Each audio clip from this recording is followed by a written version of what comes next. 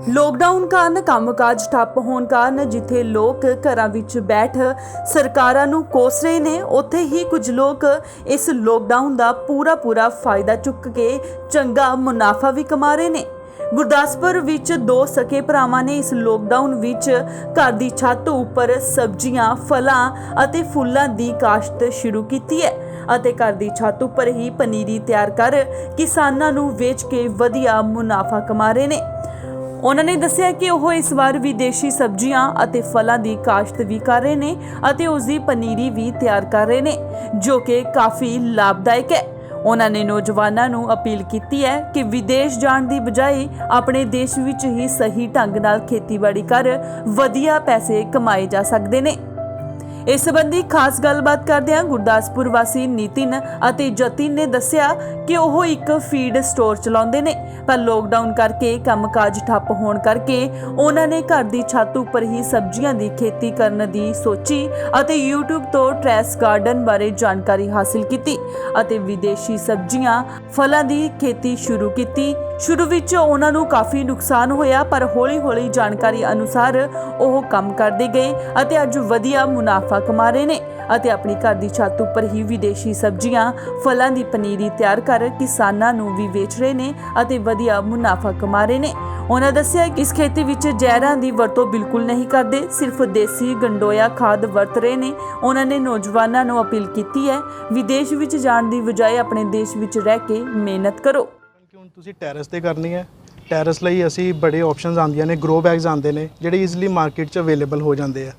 ਜੇ ਕਿਸੇ ਮੇਰੇ ਵੀਰ ਭਰਾ ਨੇ ਗਰੋ ਬੈਗਸ ਨਹੀਂ ਅਫੋਰਡ ਕਰਦਾ ਹਜੇ ਕਿ ਮੈਂ ਸਟਾਰਟਿੰਗ ਟਰਾਇਲ ਕਰਕੇ ਵੇਖਾਂ ਮੈਂ ਪੈਸੇ ਕਿਉਂ ਖਰਚ ਕਰਾਂ ਹਜੇ, ਤੇ ਉਹ ਘਰ ਤੋਂ ਹੀ ਜਿੱਦਾਂ ਸੀਮੈਂਟ ਵਾਲੀ ਬੋਰੀਆਂ ਹੁੰਦੀਆਂ ਜਾਂ ਬਾਲਟੀ ਹੁੰਦੀਆਂ ਉਹਨਾਂ 'ਚ ਗਰੋ ਕਰ ਸਕਦਾ। ਹਾਂ, ਤੁਸੀਂ ਟੈਰੇਸ ਤੇ ਕਰਨੀ ਹੈ, ਮੇਰਾ ਆਈਡੀਆ ਇਹੀ ਹੈ ਕਿ ਤੁਸੀਂ ਸੋਇਲ ਨਾ ਮਿਕਸ ਕਰੋ, ਕੋਕੋਪੀਟ, ਵਰਮੀ ਤੇ ਨੀਮ ਖਾਦ ਮਿਕਸ ਕਰੇ, ਜਿਹਦੇ ਕਰਕੇ ਲੈਂਟਰ ਤੇ ਭਾਰ ਵੀ ਨਾ ਪਵੇ ਤੇ ਤੁਸੀਂ ਸਬਜ਼ੀਆਂ ਗਰੋ ਕਰ ਸਕੋ। ਇਹ ਸਾਰੀ ਸਰ ਬਾਹਰ ਦੀ ਟੈਕਨੀਕ ਹੈ, ਜਿੱਦਾਂ ਮੈਂ ਵੀਡੀਓਜ਼ ਦਾ ਬਹੁਤ ਸ਼ੌਂਕ ਰੱਖਦਾ, ਮੈਂ ਯੂਟਿਊਬਰ ਕਰਦਾ ਰਹਿਣਾ ਸਰਵਿੰਗ, ਤੇ ਇੱਕ ਅਚਾਨਕ ਹੀ ਮੈਨੂੰ ਟੈਰੇਸ ਫਾਰਮਿੰਗ ਦੀ ਵੀਡੀਓ ਦੇਖੀ ਜਿਹਦੇ 'ਚ ਮੈਨੂੰ ਇੰਟਰਸਟਿੰਗ ਲੱਗਾ ਤੇ ਸਟੈਪ ਬਾਏ ਸਟੈਪ ਮੈਂ ਆਪਣੇ ਟੈਰੇਸ ਤੇ ਕੀਤਾ ਤੇ ਕਾਮਯਾਬੀ ਮਿਲੀ ਮੈਨੂੰ। ਤੋਂ ਮਿਲਿਆ ਪਹਿਲੇ ਦਿਨ ਤੇ ਸ਼ਾਪ 'ਤੇ ਬਿਜ਼ੀ ਰਹੀਦਾ ਸੀ, ਨਾ ਕੋਈ ਸਰਵਿੰਗ ਕਰਨ ਦਾ ਟਾਈਮ ਮਿਲਦਾ ਸੀ, ਤੇ ਲੋਕਡਾਊਨ 'ਚ ਥੋੜਾ ਟਾਈਮ ਮਿਲਿਆ ਤੇ ਫ੍ਰੀ ਸੀ ਤੇ ਵੀਡੀਓ ਸਰਵ ਕਰਦੇ ਗਏ ਤੇ ਅੱਜ ਇੱਥੇ ਪਹੁੰਚ ਗਏ।